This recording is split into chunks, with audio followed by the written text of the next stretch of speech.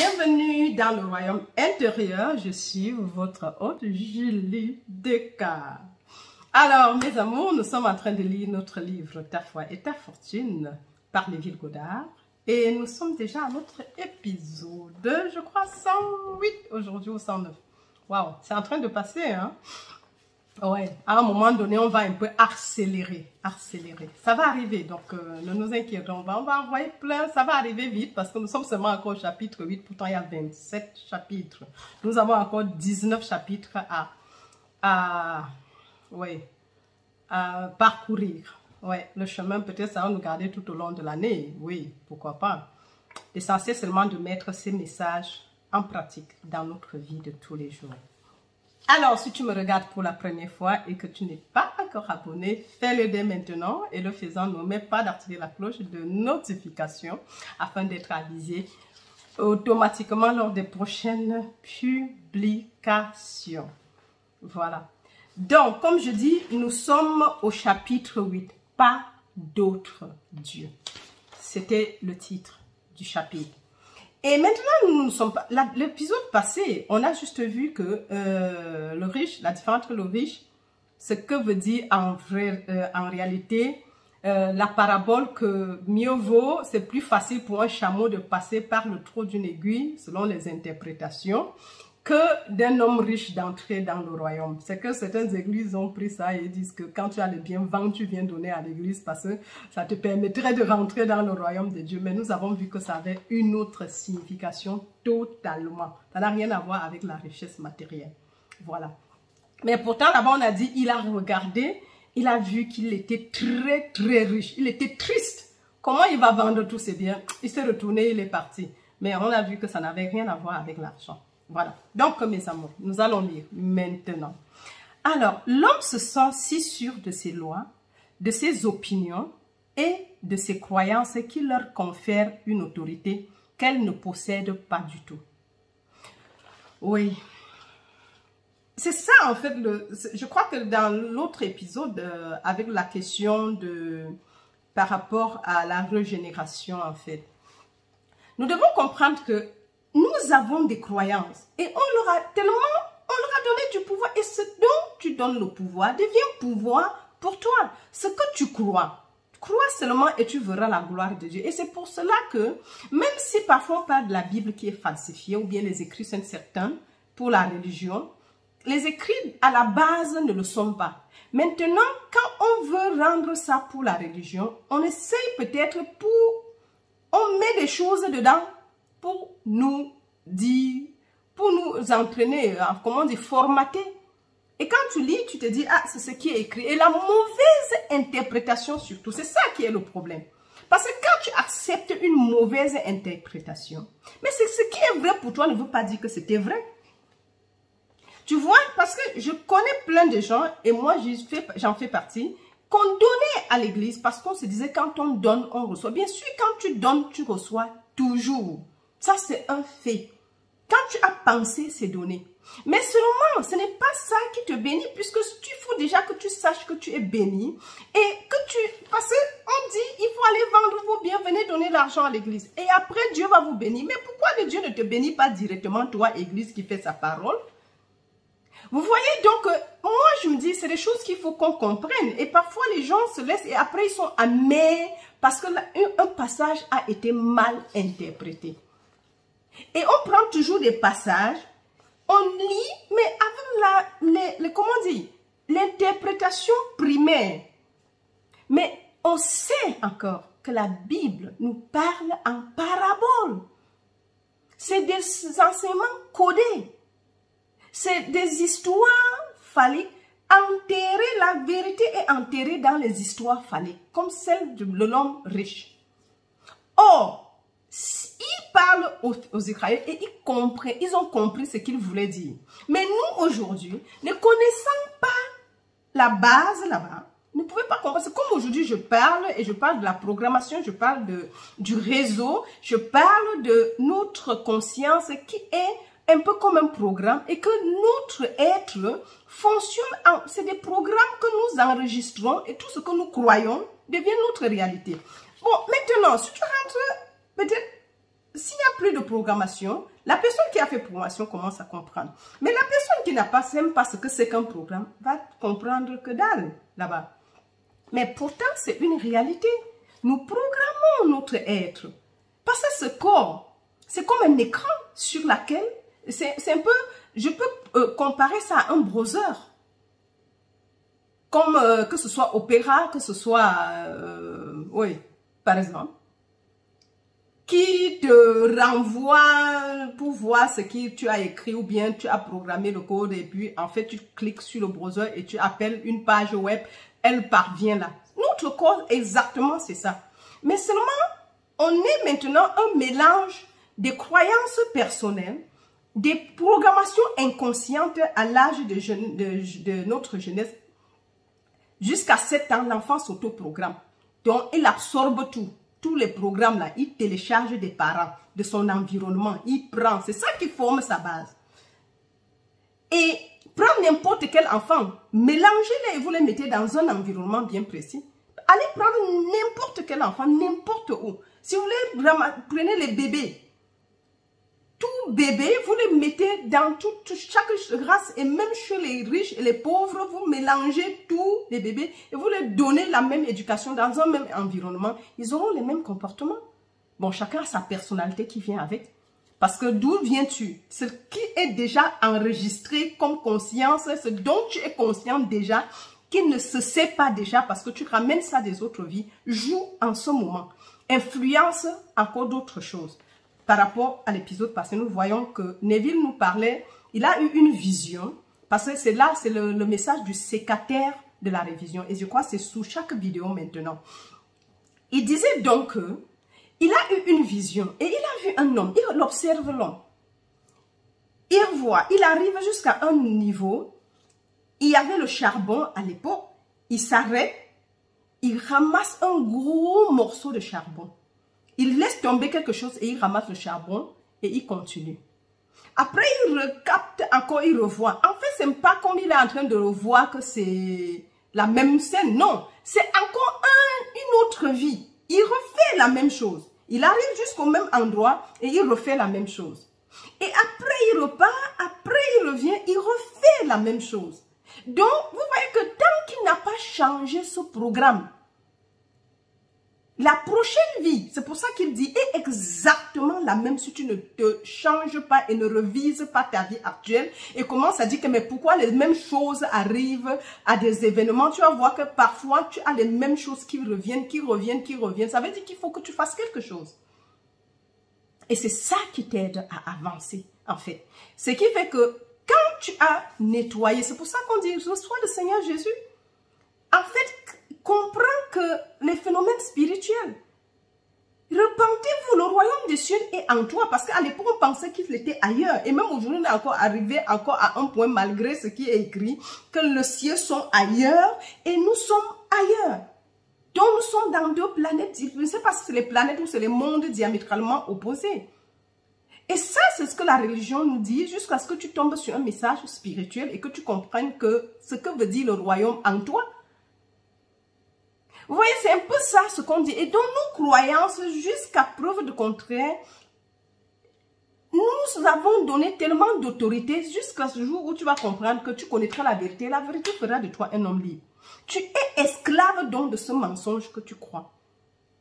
Avant, je ne savais même pas qu'on pouvait reprogrammer. Mais pourtant, quand on prie, si la programmation, ce n'était pas possible, la prière ne marcherait pas. La prière que tu dis reprogramme ton être. La parole que tu crois reprogramme. C'est le code source est reprogrammé. Si tu crois que tu rajeunis, tu vas rajeunir. Oui, si tu crois que le faible dise je suis fort par la force de Dieu et qu'à un moment où tu ressens une petite faiblesse, tu dis mais il est écrit que le faible dise je suis forte par ou bien que je suis fort par la force de Dieu. Et quand tu le proclames et que tu, comment dire, remontes ça, regurgites ça et même pendant que tu peux même seulement te prendre un moment de méditation en 5 minutes et tu reprogrammes ça, tu remémores ça et tu te vois forte en train de faire quelque chose, de porter des choses, de marcher, d'être, que c'est la même chose pour la guérison. Et c'est ce qui sera parce que tu as créé et tu le verras. Tu vis donc à la fin, c'est une visualisation. Ou tu le redis seulement, tu le répètes et le répètes et le répètes. Et c'est ce qui sera pour toi, en fait, mes amours. Ça, c'est assez important de le comprendre parce que c'est ça qui nous propulse. Ça nous peut freiner comme ça peut avancer. Mais sachant que nous devons d'ailleurs interagir avec notre vie. Biologie des croyances de Bruce Lipton. Ça m'a beaucoup aidé parce qu'il y avait des choses. Parce que si tu comprends Bruce Lipton, tu comprends Joël, c'est la même chose, en fait. Il essaie seulement d'expliquer scientifiquement ce que nous appliquons spirituellement, où on doit léguer le pouvoir à la conscience. Tout le pouvoir, le corps, les finances, le mariage, les enfants. Il y a une activité de la conscience qui est responsable de tout. Et nous devons représenter donc cette conscience comme un méga programme. Et que ce qui est valable donc pour moi là, est valable pour chacun là dehors. C'est-à-dire que la conscience gère tout le monde. Tout. Oui, parce qu'il n'y a pas deux consciences. Il y a une seule conscience qui est ta conscience et qui est la mienne. Il y a un seul être qui est ton être individuel et qui est mon être individuel veut dire que nous avons le même être individuel. Nous avons la même conscience veut dire que nous sommes en réalité la même personne. Si on voit derrière, seulement individualisé. C'est ça l'individualité, c'est ça le mystère de la conscience. Et chacun essaye de refaire comme il veut, mais à la fin, nous sortons de ces différentes individuels et nous retournons dans le même, nous formons le corps d'un seul être, le Christ. Nous formons tous les parties, nous sommes tous les parties du corps de Christ, chacun pour soi. C'est ça le Christ. C'est un seul homme nouveau. L'humanité tout entière enterrée converge vers un seul homme nouveau. On sort tous d'Adam, multiplié, la pluralité. Après, dans nos consciences, on se perd dans tous ces trucs jusqu'au jour où tu comprends encore l'unité, l'absolu. On converge encore vers le même Christ, vers le même Père. Même si on garde l'individualité, mais il n'y a pas de séparation. C'est un, juste un, mes amours.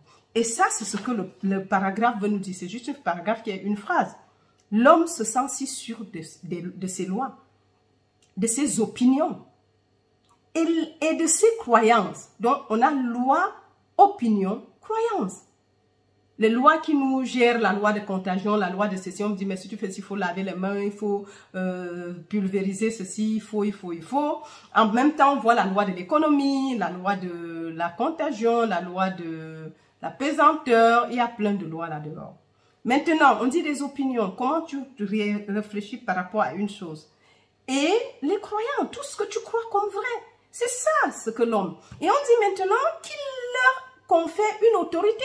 Bien sûr, on est tellement sûr de ça que parce que si tu ne connais pas autre chose, jusqu'à ce qu'il y ait une information qui vienne te prouver que ce que tu as n'est pas ce que tu dois faire, mais tu penses que c'est vrai. Et c'est ça le dilemme.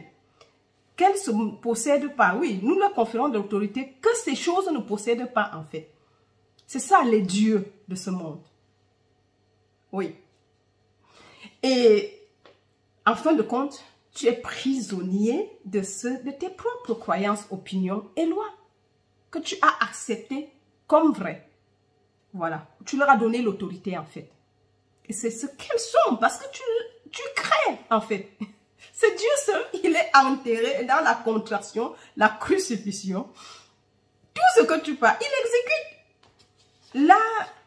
La conscience, le subconscient ne réfléchit pas. C'est pour ça que Paul pouvait dire c'était comme la femme, parce qu'à l'époque, la femme n'avait pas le droit de parler.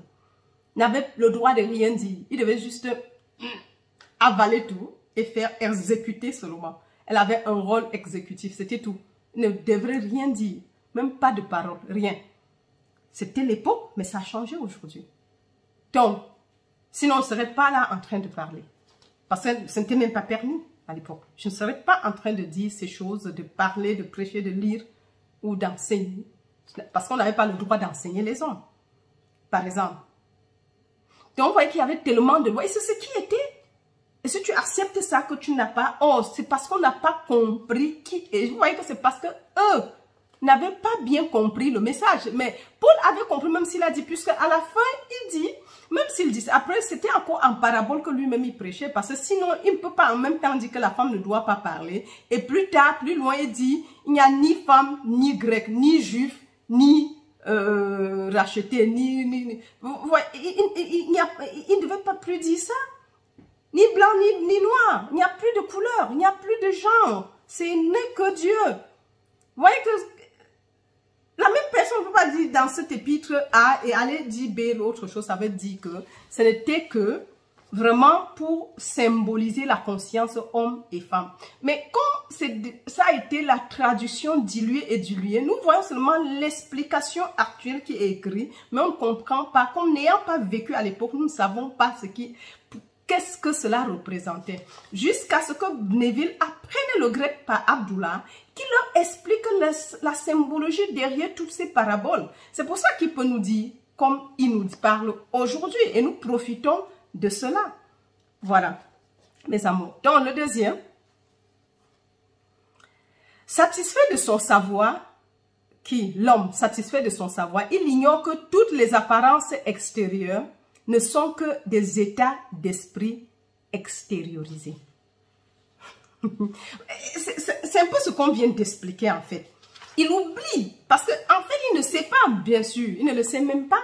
C'est parce que tu sais que ta vie externe, c'est les états de conscience extériorisés, parce que l'invisible se rend visible par le visible. Or, si tu veux modifier, ta vie qui est dehors, c'est les lois, c'est tout ce que tu as accepté comme vrai qui se manifeste là, parce que c'est le code qui est là. Et comme ta vie, ton corps et tout ton monde manifeste et représente ce que tu crois tous les jours, c'est ce qui sera pour toi, en fait. Et c'est pour ça que quand le rendu n'est pas bien, tu dois modifier le code source, mes amours. Voilà. Donc, tout ça a déjà été expliqué plusieurs fois. Lorsqu'il se rend compte que la conscience d'une qualité extériorise cette qualité sans l'aide d'aucune autre, ou de nombreuses valeurs, et établit la seule vraie valeur, sa propre conscience. Waouh! Je reprends. Lorsqu'il se rend compte que la conscience d'une qualité extériorise cette qualité sans l'aide d'aucune autre, ou de nombreuses valeurs, et établit la seule vraie valeur, sa propre conscience. Le Seigneur est dans son saint-temple. Habakkuk 2, 20. En fait, ici, on veut seulement nous dire que quand on commence, par exemple, un enseignement pareil, te permet maintenant de comprendre en fait que ta vie telle que tu la vis est un ensemble projeté, consciemment ou inconsciemment, de tes croyances. Et ce que tu crois, c'est ce que tu vois apparaître plus tard comme ta nouvelle vie.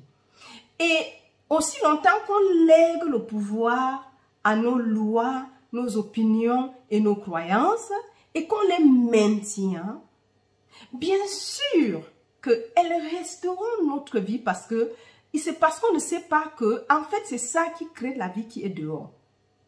Et maintenant, jusqu'à ce que tu apprennes que, ah, mais tiens, c'est ça qui crée ma vie dehors. Tu vas modifier dans le code source. Et c'est pour ça qu'il dit que jusqu'à ce que tu comprennes, et tu vas maintenant établir la seule vraie valeur. Tu abandonnes ces choses et tu établis la seule vraie valeur qui est la conscience. Tu dois laisser ta conscience être toute chose. Dieu est l'unique réalité. Dieu, conscience, le Christ est l'unique réalité. Dieu, esprit, est l'unique réalité. L'une des croyances, par exemple, communes que nous avons, bien le commun de croyances, c'est que le corps est une matière. Ou c'est un agencement de plusieurs atomes. Et ayant donc accepté la qualité ou la réalité ou bien l'existence atomique du corps, bien sûr, nous savons les trucs qui viennent encore, les conséquences. avec tout ce que nous avons comme déséquilibre. Mais si on comprend que même s'il y a des trillions de cellules, c'est l'esprit qui est l'unique substance. Et l'esprit étant l'unique substance, la conscience étant l'unique substance ne peut pas produire, et qui est esprit et invisible, ne peut pas produire des choses statiques et matérielles ou atomiques. Donc, et maintenant, il va falloir qu'on affirme et qu'on répète cela jusqu'à ce que la conscience attrape, le corps lui-même commence à vivre par la conscience et l'accepter plusieurs fois par jour. Et plus pendant même 1 mois, pendant 2 mois, pendant aussi longtemps que ce n'est pas encore descendu dans le, comment dire, la mémoire longue ou bien quoi. Je ne sais pas, jusqu'à ce que ça remplace, parce que tu commences à vivre par la conscience et non par l'extérieur et les atomes et tout ce qui tourne tout autour. Vous voyez qu'en acceptant Dieu, par exemple, comme l'unique loi, Dieu est l'unique loi, donc la conscience est l'unique loi. Dieu, conscience, l'unique loi, est la loi de ton être, est la loi de tes affaires, est la loi de ton, je sais pas, de tout ce que tu fais. Donc, si c'est la loi de ton corps et la loi de ta situation financière, bien sûr que le corps va commencer à obéir à cette seule loi que de prendre la loi de la contagion, la loi de l'économie, la loi de la pesanteur, la loi de tout ce qu'il y a comme loi qui te limite. De la vieillesse, par exemple. Oui. Donc, vous voyez que tous les autres lois-là, remplace-les par l'unique loi, et ceci seulement en affirmant. Je reviens encore à Rose. Tu affirmes seulement que cette loi, Dieu est l'unique loi à l'œuvre en tant que ma vie, et dans ma vie, puisqu'il est l'unique vie en même temps. Comment dire? Proclame, affirme que Dieu est l'unique loi, Dieu est l'unique substance, Dieu est l'unique intelligence infinie, omniprésent, omnipotent, omniscient, l'unique substance, l'unique esprit, l'unique vie, l'unique cause, et qu'il n'y a pas un autre pouvoir en dehors de Dieu, mais c'est ce qui sera ta vie. C'est ça, il faut le répéter jusqu'à ce que ces choses, parce que consciemment nous le répétons, nous affirmons, et pour finir, elles deviennent notre seconde nature, mes amours. En fait, c'est un peu ça que le paragraphe veut nous dire. Je crois qu'on va peut-être arrêter là comme ça. Et le Seigneur est dans son tintame, Habakkuk 2:20, le dernier. La conscience réside dans ce qu'est la conscience d'être. Je suis et le Seigneur et l'homme son temple. Je suis et le Seigneur et l'homme est son temple. Et on nous dit, Habakkuk, le Seigneur est dans son saint temple. Si je suis et le Seigneur et l'homme son temple, ça veut dire que quand tu dis je suis ceci, c'est ce qui est en train d'être fait. C'est ça qu'on dit. La conscience réside dans ce qu'est la conscience d'être. Et c'est ça qui est ta vie. On va arrêter ici. On va s'arrêter ici. Comme ça, pour ne pas faire de longues vidéos, mes amours. Donc, nous devons vraiment prendre conscience de ça. Tu es conscient de quoi? D'être quoi? Et c'est ça qui sera pour toi. Mes amours. Ça, c'est important et un impératif. Nous devons pratiquer ce message. Pratiquer l'unicité de Dieu.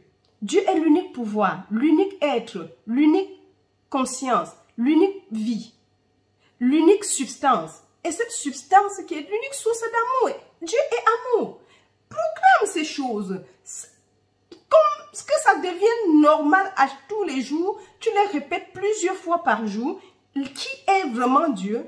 En fait, non seulement tu l'acceptes, mais tu reprogrammes ton code source et ces programmes vont effacer et écraser les programmes existants. Dieu est l'unique loi, Dieu est omniprésent, omnipotent, omniscient. Même si le rendu ne semble pas respecté, persiste et c'est ce qui sera. Je le parle en connaissance de cause. Quand tu persistes et tu l'affirmes constamment, autant que tu écris sur les bouts de papier, écoutez, ô Israël, le Seigneur, ton Dieu, est unique. Il est le même sur la terre et il est le même dans les cieux. Et Éphésiens 1 nous dit que parce que les moments sont révolus, est arrivé, tout ce qui, quand il sera, proclame que c'est maintenant. Tout ce qui est sur la terre et tout ce qui est dans les cieux, l'univers visible et invisible, sera restauré, unifié et rassemblé en Christ. C'est-à-dire que ça devient un. Le Christ donc est la puissance et la sagesse de Dieu. Si tu manques de sagesse, où est le Christ? Il est en toi. Oui, affirme ces choses. Je suis le Seigneur Jésus-Christ. Ce n'est pas toi, Julie Descamps. Je suis le Seigneur Jésus-Christ. Affirme-le tout simplement. Et tu verras la gloire de cette affirmation. Ça remplace les autres opinions parce que tu ne peux pas être conscient de je suis qui est l'unique source, le je suis qui est l'unique cause, le je suis qui est l'unique substance, le je suis qui est l'unique vie. Et que cette vie est infinie, éternelle, immortelle. Et que je suis est venu afin que tu aies la vie. Et la vie dans toute son abondance, sans perte. Mais bien sûr, c'est ce qui se passe. Parce que ces affirmations recréent à ce moment où tu les proclaimes. Moi, je me lève. Hier, par exemple, je me suis réveillée. Mais c'est comme si je n'avais pas d'énergie. Après, je proclame seulement la vie divine en moi. Je sais que je peux recréer ma vie maintenant. Je recrée. C'est le commencement maintenant. Pas dans 20, pas qu'il y a 5 minutes. Mais le commencement maintenant, tu proclames les choses et tu insistes et persistes. C'est ce qui forme ta nature maintenant. Parce que le problème, c'est que nous pensons que, comme ça s'est passé le matin, je ne peux pas recommencer la vie. À tout moment, tu peux tout recommencer. Et c'est ça, le mystère que Neville nous a donné. Et même Joël, tous les mystiques le savent. Mais Joël l'a simplifié parce qu'avant, il y a des choses, tu ne pouvais pas savoir que par de ces affirmations, tu es en train de créer ta vie. Alors, tu affirmes quoi? C'est ce qui sera à l'instant T. Donc, tu dis maintenant, c'est le nouveau départ. C'est le commencement pour moi maintenant. Au commencement était quoi? Exactement, prophétise ce que tu veux maintenant. Prophétise, accepte qu'il n'y a qu'un seul Dieu. Peu importe ce qui était hier, il y a quelques minutes ma croyance, je change maintenant. Je décrète que Dieu, j'affirme et j'accepte et je consens que Dieu est l'unique vie, que Dieu est l'unique réalité, que Dieu est l'unique source, que Dieu est l'unique substance ou la conscience. Mais tout ce que tu mets là-dedans, si Dieu te dit jeune, tu mets la conscience est l'unique réalité, la conscience est l'unique être, la conscience est l'unique vie, la conscience est l'unique substance, la conscience est l'unique loi, la conscience est l'unique cause, la conscience, l'unique pouvoir. Elle est omniprésente, omnipotente, omnisciente. La conscience est infinie. La conscience est l'unique source, l'unique cause. Mais tout ce que tu veux. Et la conscience est encore je suis. Je suis, pas Julie Descamps, mais je suis, qui est le nom de Dieu dans Dieu, et je suis la source d'eau vive, je suis venu afin que vous ayez la vie en abondance, je suis la lumière du monde, je suis la paix du monde, je suis le sel de la terre, je suis Alpha et Oméga, je suis le début et la fin, je suis l'origine et le but. Proclame-le. Je suis la régénération, je suis la beauté absolue, je suis la gloire, je rajeunis de jour en jour et je retourne au jour de ma jeunesse. Je vais de gloire en gloire, de gloire en gloire. Tout ce qui est cité pour Jésus, Jésus disait, tout ce que j'ai fait, vous en ferez de plus grandes œuvres. Oui, donc c'est ce qu'il faut proclamer. Acceptons cela. Proclamons ça dans notre vie, mes amours. Donc, nous allons nous arrêter là-bas. Je vous aime très, très, très fort. Et je dis, likez les vidéos, soutenez, laissez-moi un petit commentaire, un pouce en haut, surtout si tu aimes la vidéo, et partagez tout autour. Merci pour les nouveaux abonnés. Soyez la bienvenue dans le royaume intérieur. Et la famille est en train de grandir. Donc, partagez les messages tout autour de vous. Les liens, bien sûr, parce que nous avons l'éveil pour tous. C'est l'opération réveil pour les francophones. Oui, on aura peut-être d'autres choses, mais pour le moment, c'est les francophones. Donc, opération réveil pour tous. Sortons de l'ignorance et arrêtons certaines opinions. Croyons ce qui est réel, ce que la Bible dit de toi, ou les Écritures saintes, ta Bible, bien sûr. Pas nécessairement parce que tu es croyant, tu peux être musulman, tu peux être bouddhiste, tu peux n'importe. Ta Bible dit quoi de toi? Oui, quand on parle de Dieu là, le Dieu là est en toi, il n'y a qu'un seul jeu. Il n'y a pas deux. Donc commence à affirmer comme c'est toi. Je suis le Christ, le Saint de Dieu. Et proclame ça. Commence à proclamer. Dis à Dieu ce qu'il est. C'est aussi la louange. Parce que quand tu le fais, ça veut dire que tu es en train de donner les éloges à ce je suis. Et tu y crois, tu acceptes, j'accepte et je consens. Ça, c'est très important de le dire. J'accepte et je consens que ce que la Bible dit est vrai pour moi. Je crie, je décrète et j'accepte. Je prophétise sur mes affaires. Je prophétise sur vos vies. Que Dieu vous soit, que vous soyez tous remplis de l'esprit de pénétration spirituelle. L'Esprit Saint. C'est quoi l'Esprit Saint? L'Esprit Saint, c'est qui? C'est une personne, bien sûr. C'est l'esprit d'intelligence, l'esprit de sagesse, l'esprit de paix, l'esprit d'amour, l'esprit de pénétration spirituelle, l'esprit d'interprétation des langues, l'esprit de prophétie, l'esprit d'enseignement. C'est le même esprit qui enseigne. L'esprit qui console. C'est l'esprit. Proclame à force de dire, tu es en train de donner les éloges. C'est une forme de, comment dire, c'est une louange, mais c'est aussi l'adoration. Tu es en train de créer ce qui est. Tu parles positivement. Ce n'est pas mauvais ces choses. Les fruits de l'esprit, proclame ça. C'est la paix, c'est l'amour. L'amour explique tout. L'amour accepte tout. L'amour pardonne tout. C'est ça en fait. Commençons à nous entretenir par ces choses tous les jours. Pratiquons ces messages.